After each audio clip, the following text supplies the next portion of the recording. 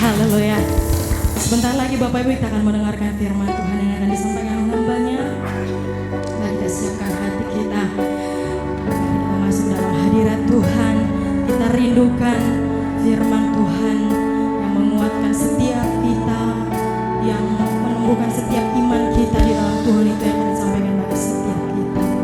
Terima kasih Tuhan.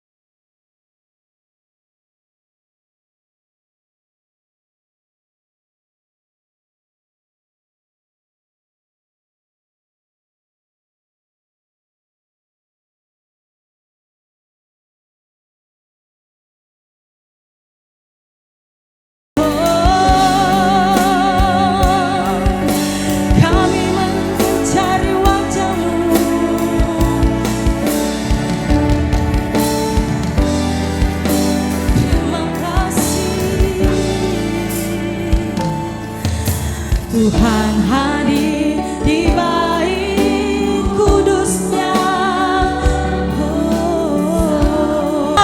Hanya kemuliaan-Mu. Haleluya. Kami rindu Tuhan, hadirat-Mu memenuhi setiap hati kami.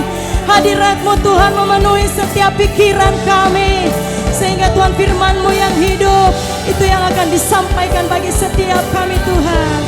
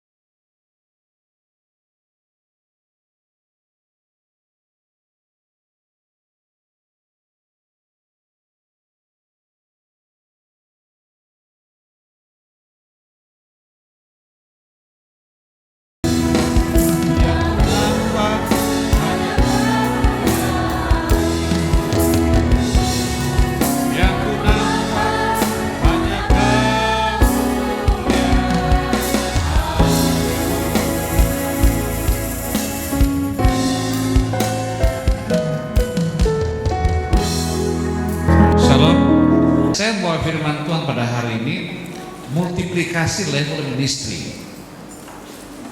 melipat gandakan level pelayanan. Dan ini deh yang harus mau kita kerjakan di gereja kita, agar gereja kita ini semakin hari semakin berkembang, semakin hari semakin maju.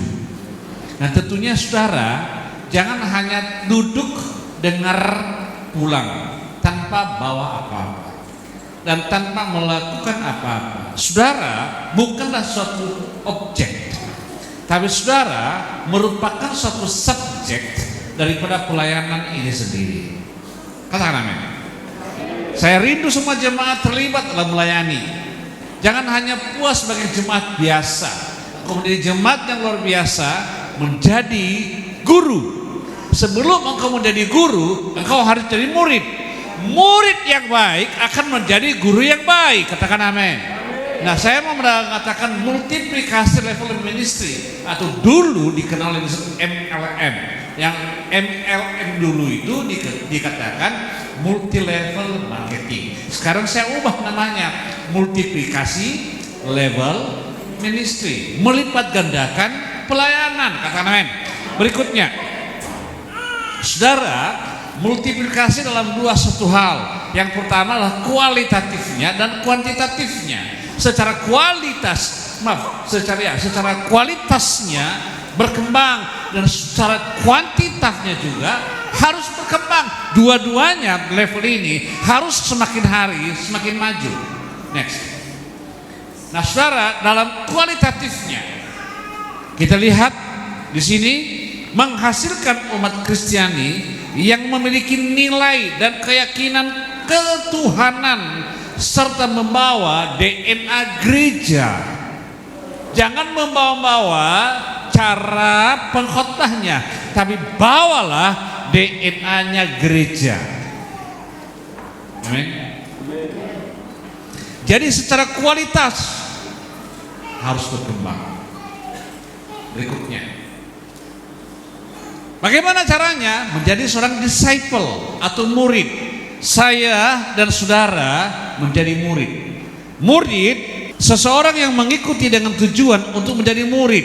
Ulangi ya, murid adalah seseorang yang mengikuti gurunya dengan tujuan untuk menjadi murid. Nah saudara, kita pada hari ini menjadi murid. Amin. Nah saudara, hari ini saudara menjadi murid. Amin.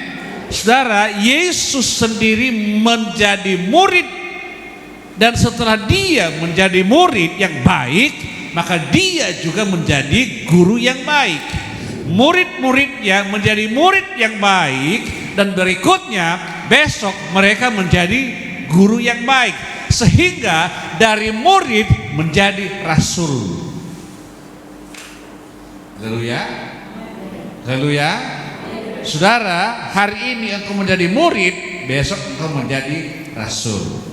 Ingat, orang yang menjadi rasul tidak sembarangan diangkat jadi rasul. Orang yang jadi rasul harus menerima kuasa Roh Kudus. Amin. Next. Nah, saudara, kompetensi menjadi murid. Yang pertama, seorang murid akan mengajukan pertanyaan terus-menerus kepada gurunya, bagaimana cara mengikut Yesus. Saudara, jangan hanya tinggal diam begitu ada pembicara, begitu ada yang mengajar. Saudara harus bertanya. Itu menjadi guru yang baik. Apa yang harus kami kerjakan? Yang kedua, seorang murid akan belajar dari perkataan-perkataan Yesus. Apa yang Yesus katakan, itulah yang kita pelajari. Apa yang Yesus ucapkan, itulah yang kita pelajari. Apa yang Yesus ajarkan, itulah yang kita kerjakan. Kemudian seorang murid akan mempelajari cara Yesus melayani. Ingat baik-baik, menjadi murid yang baik bukanlah menjadi tuan, tetapi menjadi pelayan. Amin. Bagaimana cara Yesus? Dia memaafkan siapapun juga. Dia memaafkan orang yang menyakiti hatinya. Amin. Berat ya. Kalau mau menjadi murid Yesus, harus mampu memaafkan. Berapa kali? 70 kali 70 kali. Artinya tidak ada batasnya. Ada men? Harus memaafkan. Jadi para ibu, sukalah engkau memaafkan suamimu. Bapak-bapak, begitu juga sukalah engkau memaafkan istrimu. Memaafkan sesamamu, memaafkan tetanggamu, memaafkan keluargamu yang pernah menyakiti hatimu. Amin. Itu yang perlu. Saya ulangi, seseorang murid akan mempelajari cara Yesus melayani. Saudara, Yesus dia melakukan pembasuhan kaki kepada muridnya. Pembasuhan kaki artinya memaafkan, bukan dicidurin. Halo, bukan dicidurin. Tahu cidurin? Cidur, tuh. Maaf, cuci kakinya. Halo, kalau ada engkau sakit hati sama seseorang, tetanggamu, tetangga, bahasa Inggrisnya eda, bertutur, maruah eda, berkucuci kaki eda. Baru tanya, di mana kau gereja?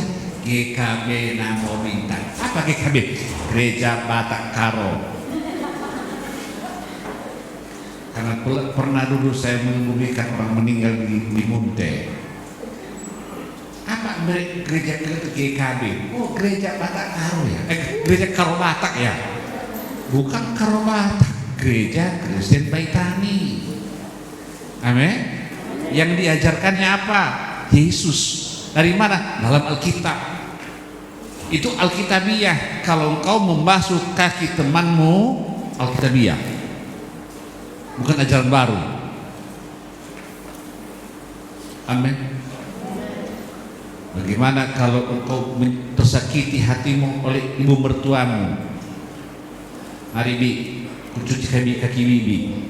Gitu simple, gak susah. Amin menantu. Menantu.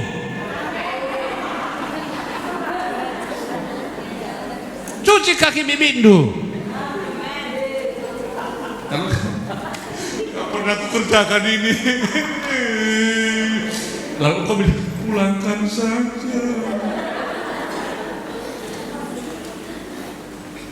Loh, melayani seperti Yesus. Seorang murid akan mengimitasikan hidup dan karakternya Yesus. Itu yang harus mau kita kerjakan. Bagaimana hidupnya Yesus, hendaknya kita seperti Yesus. Amin Bapak-bapak. Kalau pernah engkau melihat Yesus masih garet mau. Kalau pernah engkau melihat Yesus minum tua, siapa pernah melihat Yesus minum tua? Ada ayatnya. Itu kita mengimitasikan hidup kita seperti Yesus. Halo, Bu, ikut Yesus. Bapak-bapak, ikut Yesus. Kalau kita seperti Yesus, rumah tangga kita damai sentosa, damai sejahtera, melimpah bagi kita. Berkat Allah melimpah. Di mana Mazmur berkata, di mana ada suatu persekutuan yang baik dengan saudara seiman. Alangkah baik dan indahnya bila hidup rukun bersama. Kalau kau dalam rumahmu rukun bersama, maka Tuhan perintahkan berkat-berkatnya ke rumah saudara. Di sanalah diperintahkan Tuhan. Kau butuh apa? Tuhan perintahkan, send ke sana. Hepeng ke sana. Kefe ke sana. Hepeng kefe send. Tuhan perintahkan. Kemana? Ke rumah saudara. Loh, amin. Tidak perlu pusing kepala memikirkan sen, hepeng dan kefe. Loh, nggak usah pusing. Tidak perlu pusing memikirkan kefe, sen, hepeng. Amin. Kenapa? Karena kita hidup rukun bersama. Bilang kiri kananmu, kita hidup rukun bersama.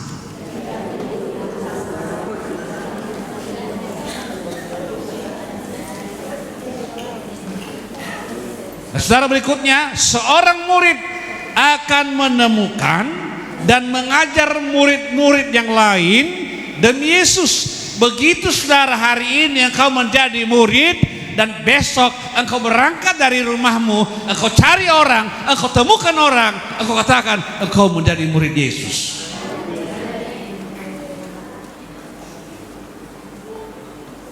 Temukan. Saya ada seorang anak perempuan. Dia baru Siburian garis miring Simatupang. Ada? Bukan Tiur, ada yang lain. Mana? Putri. Angkat tangannya Putri. Nah, Guru apa ini? Guru Sibu. Lihat garis miring. Dia jago cari orang. Hubunginya. Nasabah.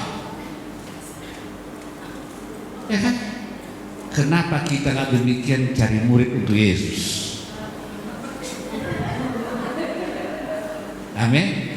Hubungi Eda, di mana posisi? Boleh aku ngobrol 15 menit saja? Ada yang mau kami promosikan Tuhan Yesus. Ini enggak bisnis profit. Halo? Boleh, bagus. Orang-orang demikian sebenarnya dipakai Tuhan untuk menginjil. Putri, bilang amin dong. Putri, aminnya lembutkan. Amin. Tuhan mau pakai si Putri jadi penginjil bagi Tuhan. Temukan orangnya. Kalau nggak tahu apa yang mau disampaikan, gampang. Ada coachnya. Siapa itu? Ada ibu gembala, ada bapak gembala, ada ibu Silitonga, bapak Silitonga, bapak Bezaliel, mama Bezaliel, bapak Yohana, ibu Yohana. Sudah banyak di sini melakukan suatu pelatihan, pendampingan. Saudara, sebenarnya orang yang berhasil dalam penginjilan adalah orang yang bekerja dalam asuransi. Karena mereka menjual kertas, kita menjual surga. Hari ini saya minta kepada saudara, mulai kita slogakan, kosongkan neraka, penuhi surga. Katakan, kosongkan neraka, penuhi surga. Kosongkan neraka, penuhi surga. Dengan kuat tenaga dengan ngomongnya. 1, 2, 3, kosongkan neraka, penuhi surga. Haleluya. Itulah yang mau Tuhan kerjakan bagi kita. Supaya apa? Neraka kosong, surga dipenuhi. Bagaimana caranya? Memuridkan jiwa. Berikutnya, sistem cara begini.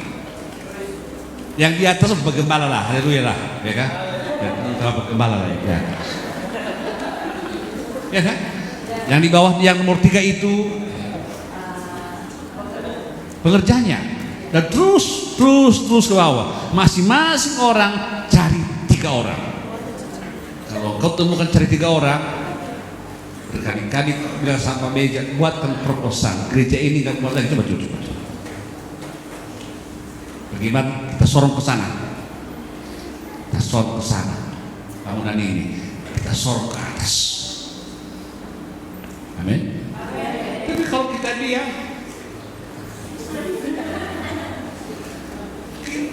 kosong neraka, pergi surga. Oh, lagi ke kamar lalap, pendeta. Langkah kami, ngencas yang kasar. Betul? Halo? Layani Tuhan dengan sungguh-sungguh. Jangan mau menjadi objek, tapi engkaulah jadi subjek dalam pelayanan. Ya, saya katakan saya mau jadi subjek. Saya tidak mau jadi objek. Saya mau jadi subjek. Tahu subjek? Subjek adalah pelaku utama. Bukan orang yang diperlakukan, bukan. Kita yang menjadi pelakunya. Pelaku apa? Menyampaikan kabar baik tentang keselamatan bagi semua orang. Agar tujuannya neraka kosong, surga dipenuhi. Amin.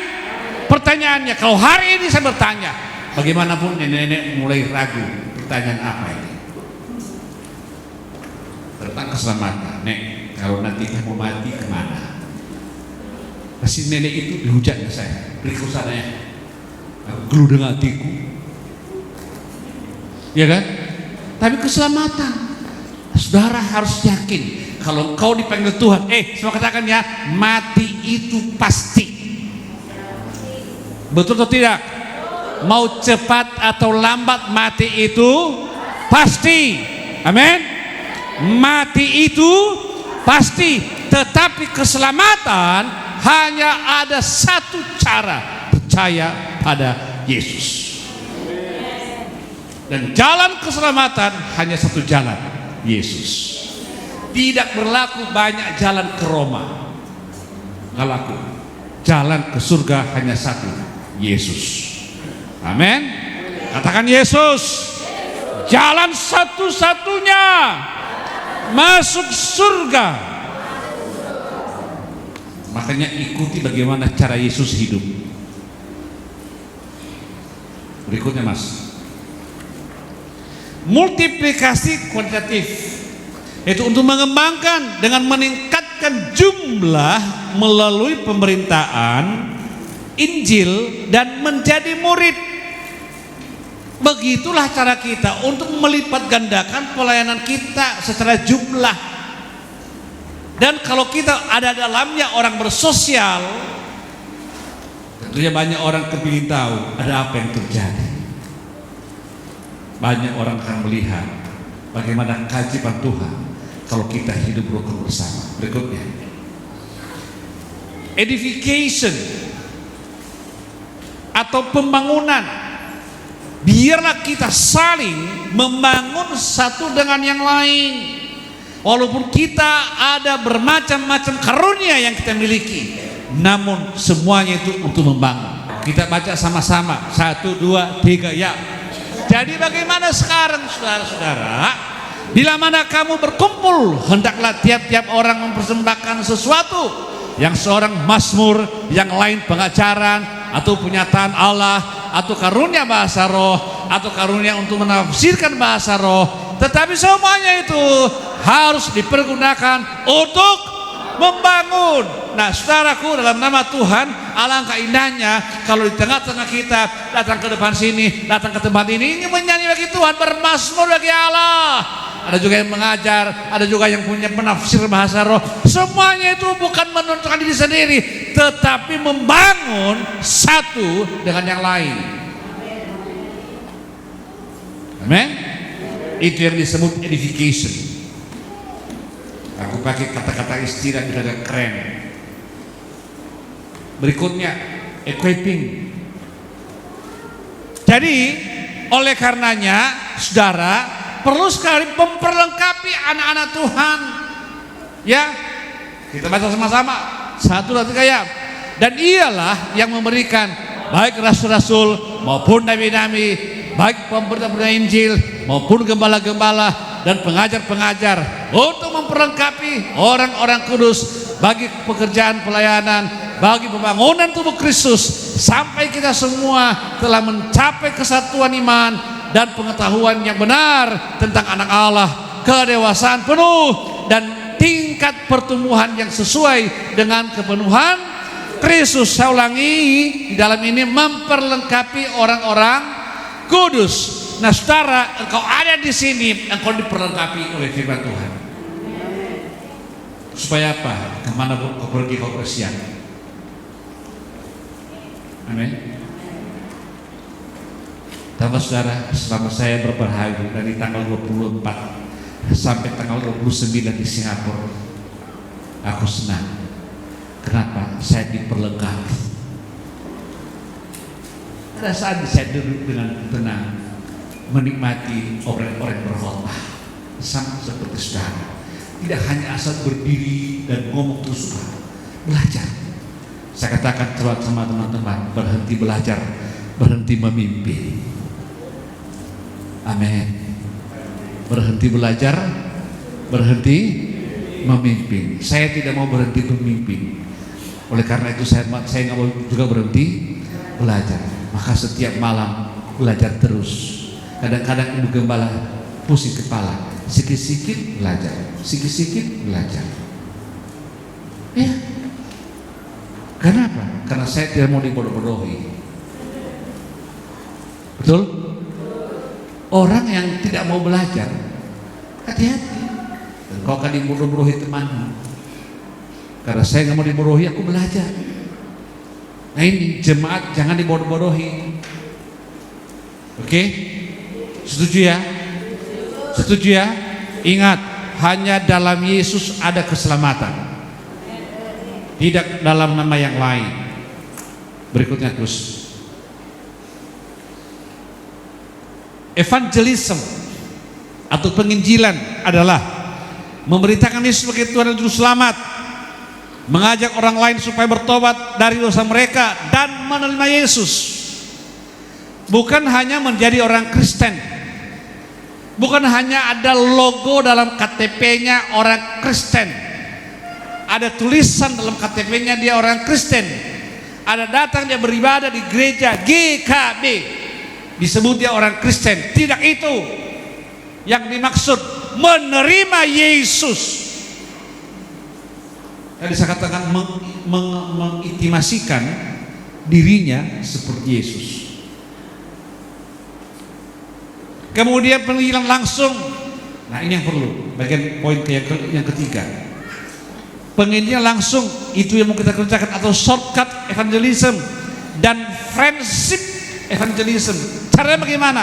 Saudara punya teman, saudara punya sahabat. Kalau kamu punya teman, kalau kamu punya sahabat, temukan sahabat saudara, sampaikan Injil. Temukan, cari tahu. Aku mau cari teman. Minggu lalu Bu Gembala bercerita tentang masalah bagaimana jangan engkau cari teman, tapi engkaulah menjadi teman. Halo, tahu bahasanya itu?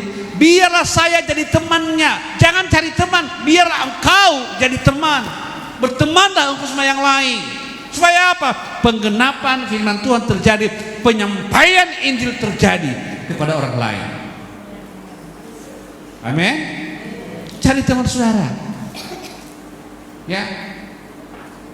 Teman makan sirih banyak, teman bagi firman sedikit. Ya kan? Lagi anggota PKK. Tahu PKK Pak? Memang pernah dengar kadang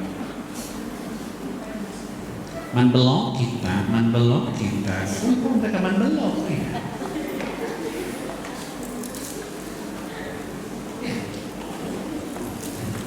Loh, saya minta pada anak muda, pakai poin nomor 4. Apa itu? Penginjilan tidak langsung. Misalnya penginjilan melalui media sosial. Bagaimana caranya? Pakai reel. Apa? Short video seorang pengkhotbah di sini, video klip masukkan ke Instagram. Itu simple. Nah ini caranya. Kita pakai semua apa yang ada. Janganlah pula habis waktumu main TikTok yang aneh-aneh. Boleh engkau main TikTok tapi melayani. Ada orang punya TikTok live.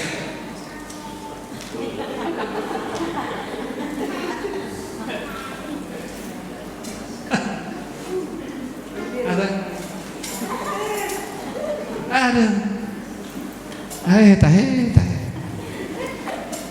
Halo. Pakai media sosial penginjilan. Amin. TikTok saudara untuk penginjilan.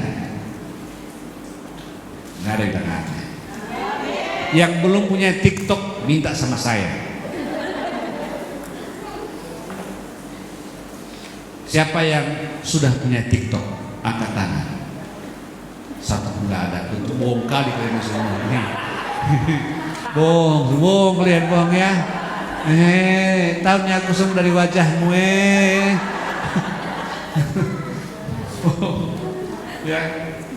Halo.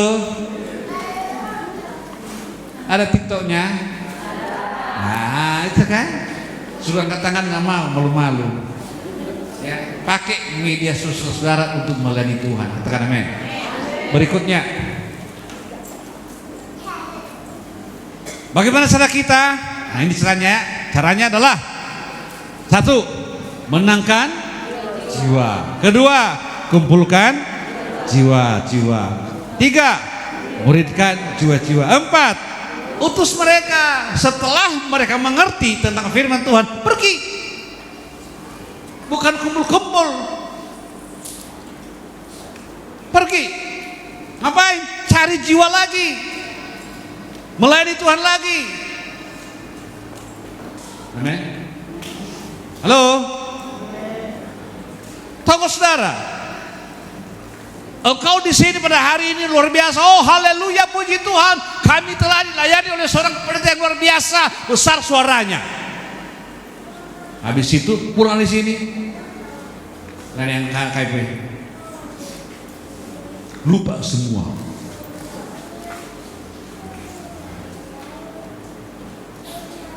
Kita harus melakukan hal ini. Apa tanggapan jemaat GKB Namo Bintang?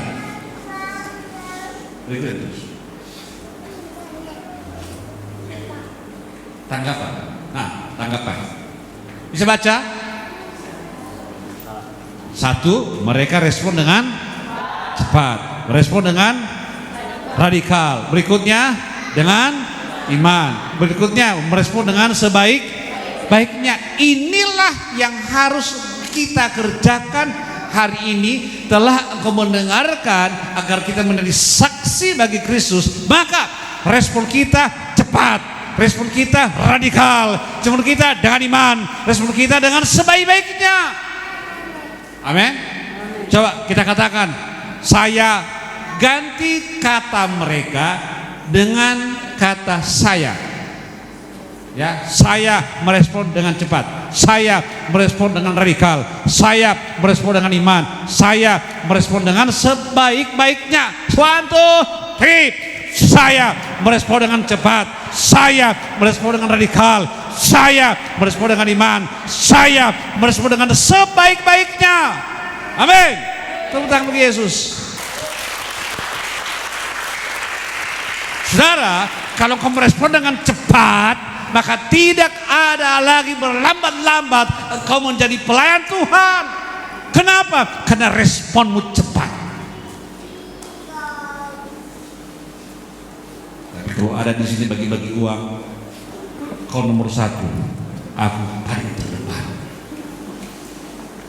Apa namanya? Yamaha terdepan. Halo? Tidak demikian. Engkau harus respon firman Tuhan dengan cepat. Amin. Merespon dengan Siapa contohnya di Alkitab yang merespon firman Tuhan dengan cepat? Satu. Siapa? Halo, siapa? Saya ulangi, siapa yang engkau ketahui di Alkitab merespon dengan cepat tentang apa perkataan Yesus? Hah? Siapa? Paulus enggak, buta dulu dia. Mau buta dulu? Baru-baru ini saya bilang sama anak-anak, ya kita bahas yang lain. Kita bilang sama anak-anak, orang yang mencuri, orang yang nakal-nakal, kita minta bertobat.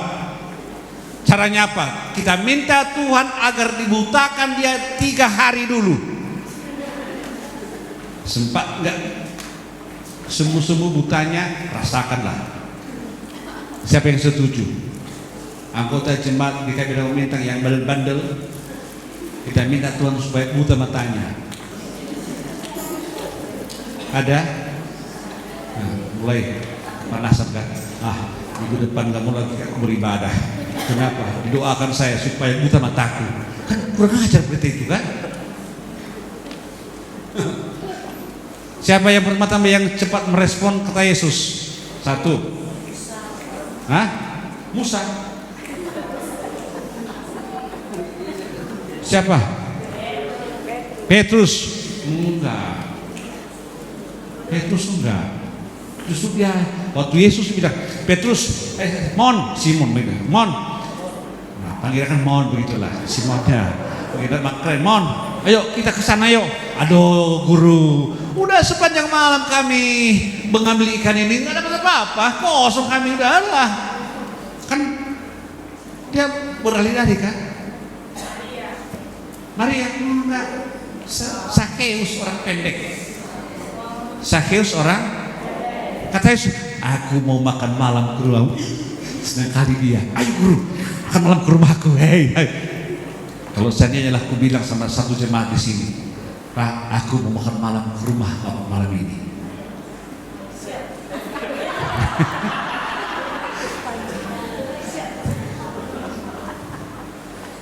Aduh, merepotkan aja bagaimana ini makan, kalau nggak ada makanan di rumahnya. Sebenarnya kalau saya makan malam di rumah saudara, membuktikan bahwa ada berkat Tuhan di rumah saudara. Kalau nggak ada berkat Tuhan, itu akan diberkati rumah saudara. Masalahnya, saudara tidak pernah undang saya ke rumah saudara. Halo, Pak, malam ini kami undang Bapak bersama Ibu datang ke rumah makan malam. Kami sediakan menunya. Bapak suka makan apa? Jengkol, perira, pete. Pilih mana? Hanya 3, jengkol, perira, dan pete. Ayai. Tahu nggak saudara buah itu? Buah perira, jengkol, pete adalah buah pengetahuan yang baik yang dilarang Tuhan kepada Adam di tengah-tengah taman. Kenapa? Baik kepada Adam, buruk bagi yang lain. Baunya kan, aromanya kan nggak baik. Itu dia. Halo, respon dengan? Respon dengan? Sama semua. Ada yang masalah pendengaran kalian ini? Respon dengan? Respon dengan? Respon dengan? Respon dengan? Amin. Yang terakhir, pulang kita. Mau pulang? Buru-buru kan? Haleluya. Ya, terbaca yang tulus. Terbaca ya. Oke.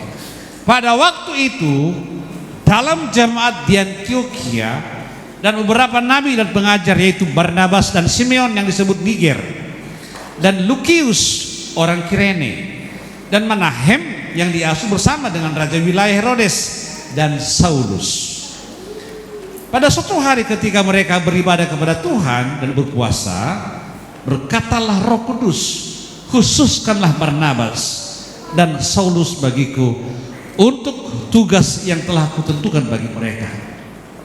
Maka berpuasa dan berdoalah mereka, dan setelah meletakkan tangan ke atas kedua orang itu, mereka membiarkan keduanya pergi.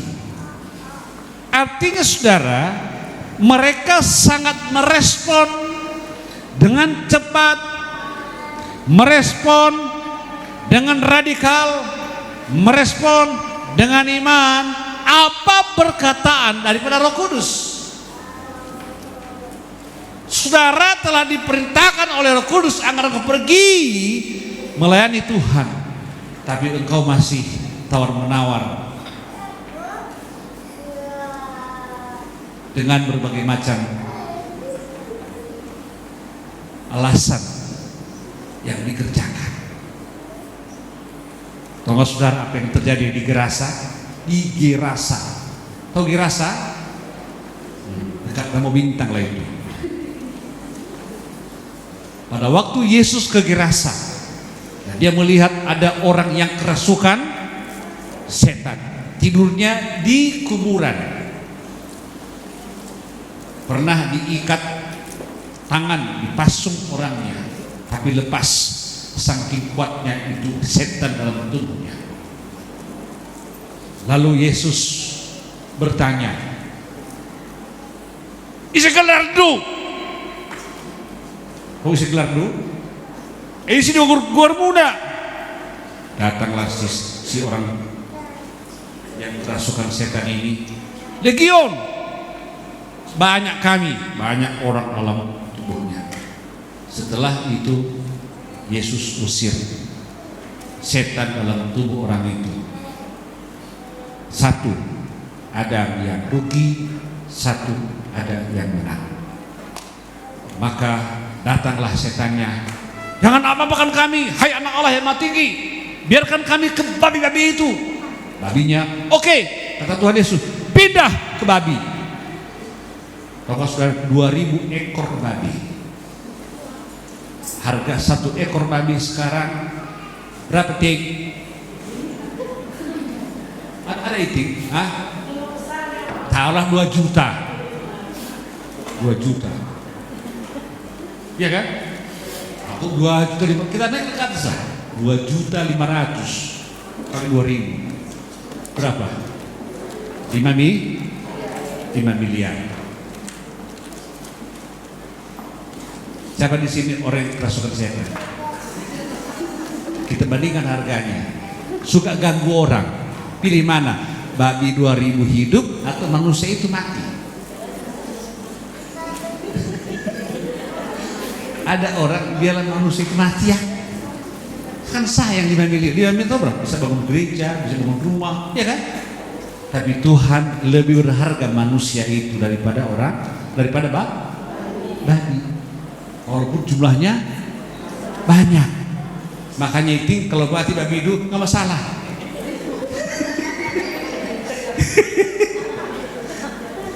Ya kan? Sama saudara, orang stres tadi dibilangin, "Guru, aku mau ikut engkau." Apa Yesus bilang? Enggak. "Pergilah engkau di kampungmu, jadilah kau saksi bagi mereka. Ceritakan bagi mereka apa yang Tuhan perbuat bagimu." Amin. Pertanyaan saya, apakah orang ini pergi atau tidak? Pergi. Dia nggak mau paksakan dirinya ikut Yesus. Yesus kan nyuruh dia untuk, "Maria, setelah kau sembuh ikut aku." Nah, udah setelah ikut Yesus. Kalau tadi yang nggak ikut Yesus, dia, coba nggak tahu diri itu. Ya kan? Udah sembuh dia nggak ikut kita. Yesus nggak begitu, pergi, saksikan bagaimana ya apa yang kau terima dari Tuhan. Maka setelah orang gila tadi, orang yang kerasukan setan tadi pergi kampungnya, semua orang terheran-heran dan mereka menjadi pengikut Yesus dan mereka terima Yesus. Halo, pertanyaan saya, apakah saudara perlu gila dulu ada sembuh baru engkau menyaksikan kasih Yesus? Halo, jangan, amin, jangan. mulai sekarang saksikan Yesus. Jangan sampai engkau menderita dulu. Ada dua orang, satu orang stres, dua adalah Paulus. Paulus kerjaan apa? Menganiaya orang-orang Kristen, menganiaya mengikut Yesus. Setelah Tuhan bicara, Paulus buta kau sebentar, buta dia dulu. Apakah saudara mau buta dulu? Atau menjadi orang kerasukan setan dulu? Halo? Ingat baik-baik, saudara masih sehat. Lakukan pekerjaan Tuhan. Katakan amin. Ambil keputusan di hatimu. Katakan amin. Katakan saya mau. Hei, sama-sama dong, saya mau melayani Tuhan. Amin. Terima kasih. Tuhan Yesus memberkati. Jangan ikuti kata-kata seperti itu. Terima kasih ya. Udah habis lagi. Nah, itulah yang saya sampaikan saudara. Seperti orang ini, ya, mereka mau melakukan pekerjaan Tuhan.